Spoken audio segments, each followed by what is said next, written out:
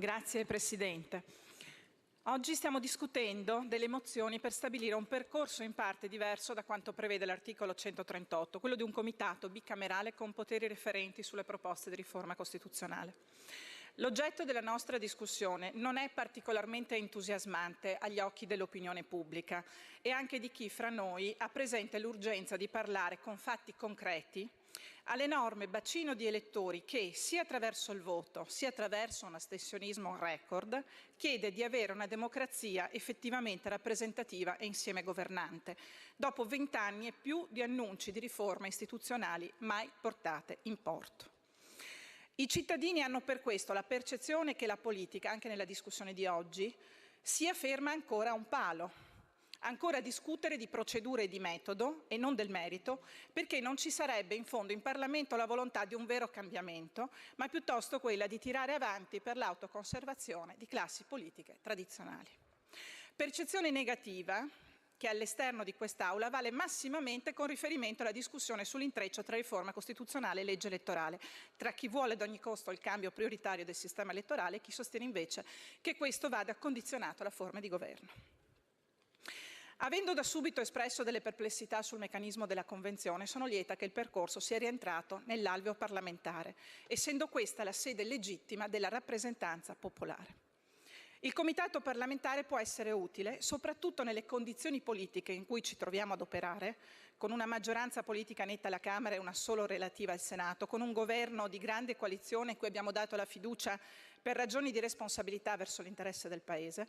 Ecco, può essere utile per rendere il percorso più snello nella fase redigente, nella fase referente, scusate, e nel passaggio all'assemblea congiunta delle due Camere, attesi i limiti del bicameralismo perfetto che è pure oggetto di necessaria ed urgente riforma.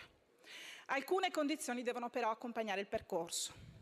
Oggi più che mai il risultato elettorale, ci piaccia o no, ci costringe sulle riforme istituzionali ad un dialogo aperto a tutte le forze politiche e serrato nei tempi, per cercare soluzioni massimamente condivise. Nessuno potrà avere la botte piena e la moglie ubriaca.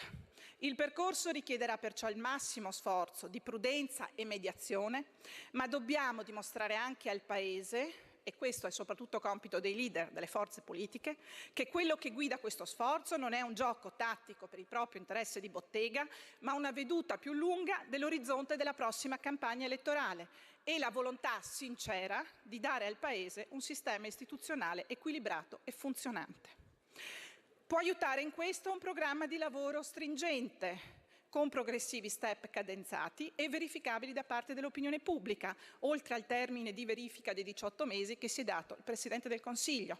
E va data massima trasparenza e pubblicità alla discussione e al lavoro del Comitato, perché se il processo riformatore fallirà, deve essere chiaro agli elettori chi ne è il responsabile. Quando poi la proposta giungerà in Assemblea, sia lasciato lo spazio adeguato al dibattito parlamentare e all'esercizio della potestà emendativa, pur ragionevolmente regolamentata, nel rispetto delle prerogative costituzionali attribuite al Parlamento. Tra i temi oggetto di riforma mi limito a sottolineare soltanto la necessità di una manutenzione complessiva del titolo V e non solo dell'articolo 117. Penso all'abolizione delle province. Anche su questo va dato un segnale agli elettori. Penso all'indicazione di dimensioni ottimali degli enti locali per la gestione adeguata delle funzioni amministrative, non basta la Carta delle Autonomie.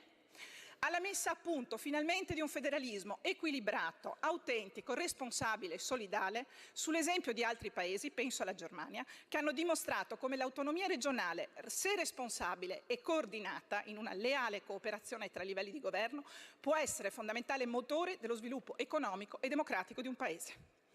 Positiva è la previsione della facoltà di richiedere comunque un referendum successivo alla riforma, perché la Costituzione italiana è di tutti gli italiani e dunque essi vanno consultati su cambiamenti così importanti. Ma se vi sarà la maggioranza dei 2/3, è comunque aperta la possibilità di valutarne l'opportunità affinché questo non sia abusato da parte di taluno per fini dilatori o per scorciatoie. E poiché i temi della riforma saranno più d'uno, per evitare che gli elettori debbano prendere o lasciare l'intero pacchetto correndo il rischio già verificatosi nel 2001, per cui fu travolta anche la riduzione dei parlamentari per respingere la devolution, è opportuno che i vari temi siano per così dire spacchettati in più leggi costituzionali affinché la consultazione popolare possa esprimersi su essi in modo distinto. Quanto alla legge elettorale, è positivo aver tolto di mezzo, Presidente, le chiedo ancora un minuto, la clausola di salvaguardia che rischiava di consegnarci un porcellum da un lato peggiore, con una mini riformina, l'ingovernabilità o governi di coalizione formati dopo il voto, dall'altro rischiava anche di essere una sorta di alibi immobilista e di ammissione sindrome del rischio che la riforma sia abortita.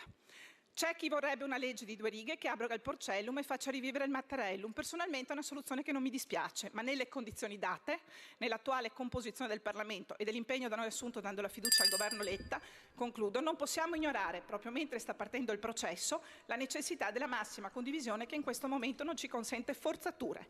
Ciò non toglie tuttavia, e concludo, che è bene aprire anche una discussione nelle competenti commissioni parlamentari sulle modifiche alla legge elettorale, che è legge ordinaria, perché se le riforme istituzionali si rivelassero a un certo punto improbabili. Deve concludere, onorevole Rubinato. Concludo. E gli impegni assunti nei confronti degli elettori insinceri, bisogna essere pronti a intervenire sul porcellum con urgenza e a maggioranza nelle commissioni prima di andare al voto.